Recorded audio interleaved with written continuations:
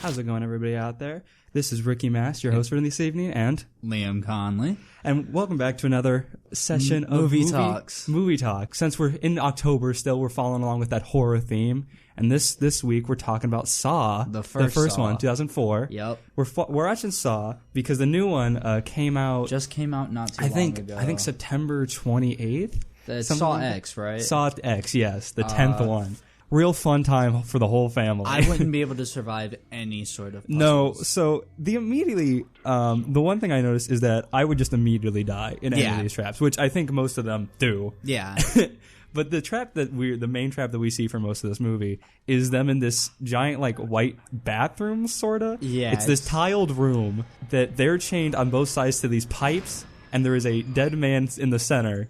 Yeah. Who is not actually dead. But we'll get to that in a second. They're chained to pipes, and they're throwing stuff to each other. Keys, saws, boxes that they find. This movie sort of started the escape room trend in real life. And so there's these boxes and everything that they're finding throughout, and they're throwing these things. And I'm just sitting there realizing I would either throw it too far or too short, and we'd just get stuck. At the point where they were throwing the mini cassettes to each other. Oh, I know. If I was in that scenario, I'd be so scared. I would throw it. Let's say I'm Lawrence, and I'm closer to the door than the bathtub. I would be afraid that I'd throw it, and it just lands up in the bathtub, and then it drains. Yeah. So the two characters that are stuck are Dr. Lawrence Gordon and Adam.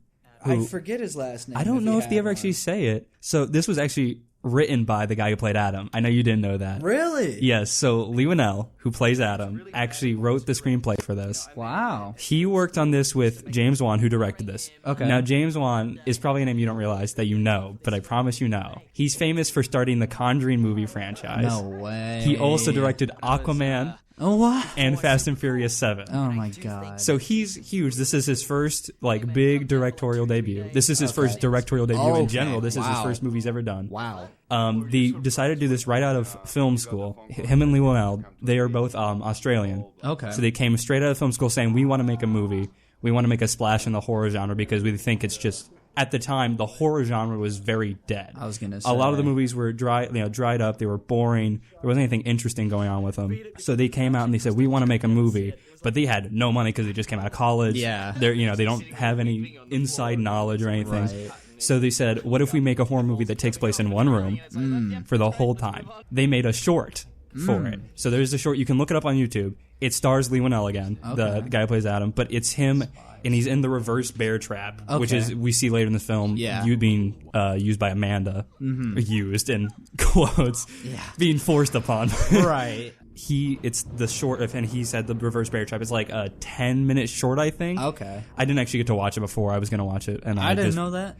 Yeah, it's I didn't know about any of this movie before going into it. The short was seen by Lionsgate, who produced this film. They picked it up. They were like, "This is great, but we're going to do it as a straight to DVD release." So they filmed it. Everything.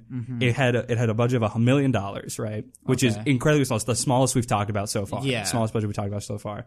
Budget $1 million. That's why everything. If you actually look at it, it's it's all in that one room, and even like the shots that aren't in that one room, they're very small. You're very boring. The reason it's edited so sporadically, almost seizure-inducing, is because they didn't have a lot of coverage, so they just want to make it look interesting as possible. Okay. So they showed it to test audiences, and the test audiences loved it.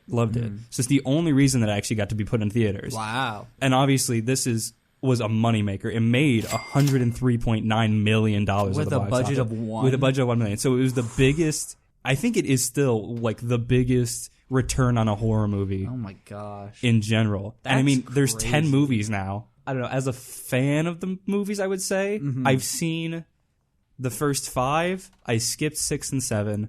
I watched Jigsaw when it came out in theaters, and then I didn't see Spiral like a year or 2 ago when it came out. And then I haven't seen 10 yet, but I've seen 6 of the movies. You've seen more than me. I've seen a decent amount of the movies. Yeah. I enjoy these movies even if the later ones do get really sort of bad. This one I think benefits from the fact that it is not in a long series yet. It is so removed from what it is going to become later. Is that what makes the other one so bad? Yeah, because the other ones were, I think, produced by Lee Winnell and James Wan, but not actually directed and written by them. Okay. So they start falling upon the tropes of like, this is going to be as gory as we want. Here's all the awesome looking traps, you know. And I just don't think they ever live up to how insane the first movie is, especially with its big twists and turns that it has, especially at the ending. Yes. Because you were mentioning, because you watched it by yourself, I watched it later. Yeah. You said you were like so confused on how like there was all these like random scenes you just didn't understand. Well, okay, I want to take you and the people listening through like my little process here. So when it comes to movies, I am not much of a thinker. So you get me to watch a horror movie, and I'm not thinking much. I'm thinking, oh no, that dude's in trouble. Oh, who is this guy? How does he relate?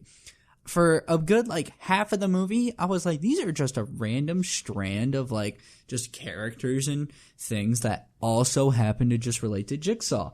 And then that moment changed of Lawrence figuring out who Adam is, and then Adam knowing who Lawrence is. Yeah. I was genuinely like impressively shocked. I think going back on a rewatch, it's obviously, I mean, I knew what was going to happen, that the whole twist is that is his name Zepp, who's like he works at the hospital that Dr. Lawrence works at. Yeah. We think throughout the whole movie that he is Jigsaw, the killer that put him there. And then it turns out it's actually the guy laying in the center of the floor between Adam and Dr. Lawrence. Yeah. So with that doesn't actually make any sense. Because one, he sat there for like 2 hours. Yeah. Not moving, not breathing. Even if he was on some sort of drug to like slow his heart rate, definitely would have either been he dead was awake enough to where he could shock them with the chains. These traps are also so like they could end at any moment if they mess up once. He's lucky that like Adam hid the picture, or they found the picture in the wallet to like find the X spot. Yeah. Or even the fact that Adam, he wakes up from the tub, it's filled with water, and then immediately drains the key to unlock himself. That is, he woke up and got out of the tub and the key was just gone. That is not, how is he supposed to help himself? Because Jigsaw's whole point is that he's doing this because he is dying of cancer, and he's trying to make sure people who take their lives for granted see that their lives are beautiful and all this in his sick, twisted way. I was gonna say, anybody who believes it in the same way Jigsaw does, I don't know, man. Well, that's my other thing. He's dying of cancer incredibly rapidly. That's what they say. It's an inoperable brain tumor. Yeah. He's dying in maybe a month, right? Oof. How long has he planned this? Because he's obviously had to plan this before he knew he had cancer. Yeah. Because he has this whole room that Detective Tapp and Detective Singh find. Yes. Yeah. There is these really elaborate traps. There is a trap that is, they save this man, but there is a trap that is going to drill into a man's neck. Yeah. Who knows how he was supposed to escape. This trap is all set up. He's already in it.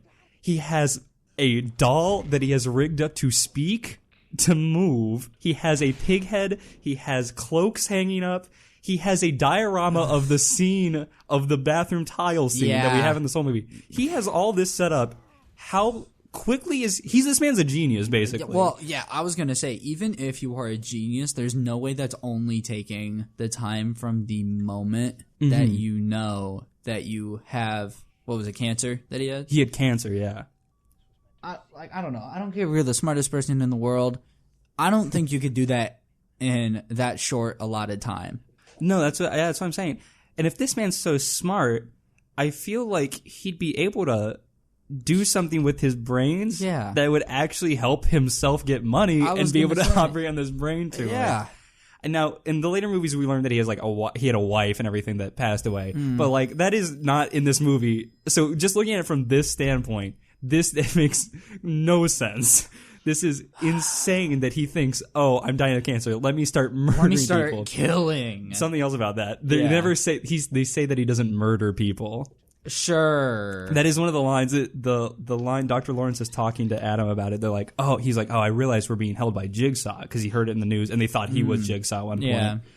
And he goes, he never actually murders people. He always finds a convenient way for them to kill themselves or to hurt them or whatever, somebody else to kill somebody else. I don't know if. But the next line immediately is Jigsaw saying on a tape that he poisoned because we see a different trap Yeah. of a different guy in it, and he says he poisoned the man.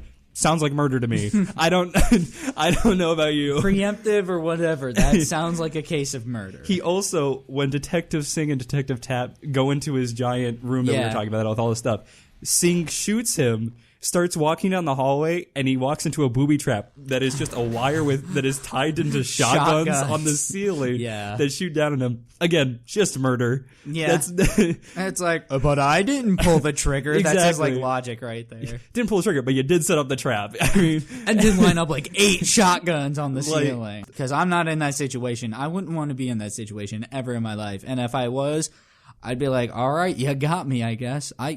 Those traps, people say that they'd be able to solve them. Mm-hmm. I bet you, because of the set of panic hitting, and then you're all disoriented because of it, you would not be able. Like, there's a very slim I know chance. for a fact I'd never be able to. I tried an escape room like once. I was terrible. I'd love to go again, but I was terrible at it. Gotcha. My thing is I think something's too obvious, and then I just ignore it, so I move on to something else. Gosh. The actor Danny Glover, who played Detective Tap, who is really well known for like the Lethal Weapon movies.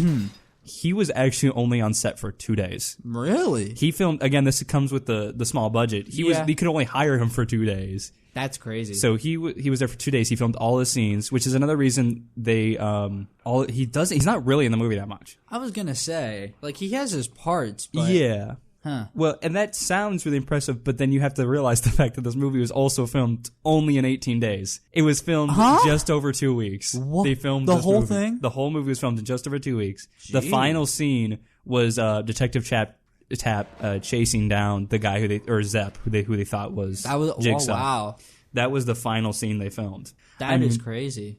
Yeah, it's impressive how well they hid their budget to make this, for as low as the budget is. It's impressive that it looks as good as it does, because that room that we are in for the whole movie basically looks great.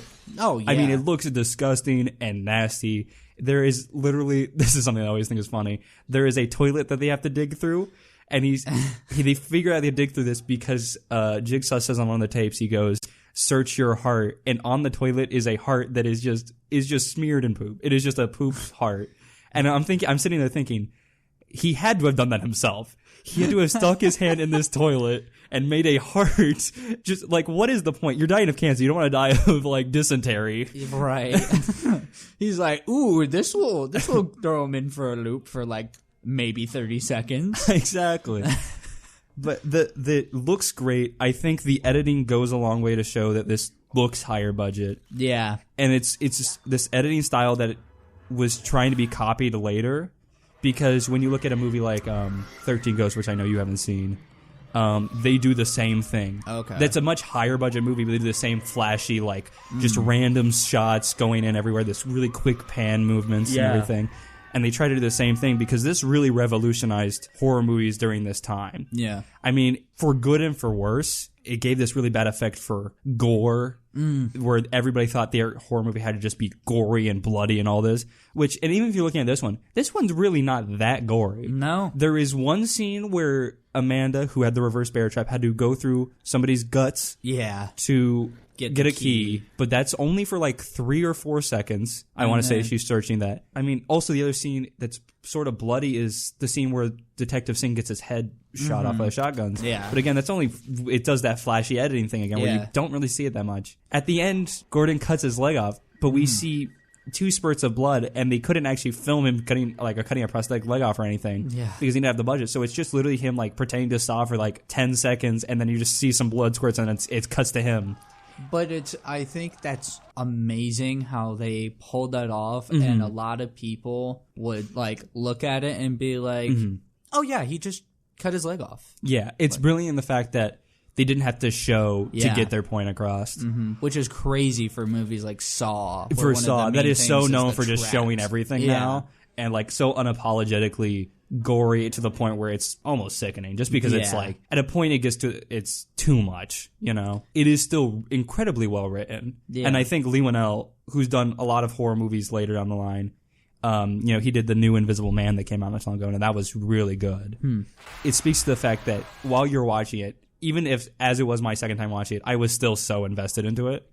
that it still just holds up really well. I think movies like that reveal the sort of twist in more ways than one Yeah. adds on to the rewatch value. Yeah, because the twists happen throughout. Like when Gordon finds out that Adam knows who he is. Yeah. And then obviously the very last twist, and we figure out when Zep is not the actually Jigsaw. Yeah. That ending, I know you said your jaw was like on the floor. Oh, yeah, because obviously, like I said before, I don't really think during movies. I watch and everything unfolds. Yeah. But hey, it unfolded. It did. Sure, I could have used a little bit of brain power and figured it out before, but like still. I mean, I remember I was the same way because I watched these back when Jigsaw was coming out in theaters. I watched them with my mom because I wanted to go see Jigsaw. And my mom had seen, I don't know if she's seen all of them or most of them, but we watched them, and she obviously knew the twist coming up, and I didn't. And I just remember my jaw exactly the same as you was on the floor. I was so shocked. One of those things I didn't realize when rewatching it is you can see there's a scene in the beginning where Gordon's operating or talking to other nurses about John Kramer, who is Jigsaw.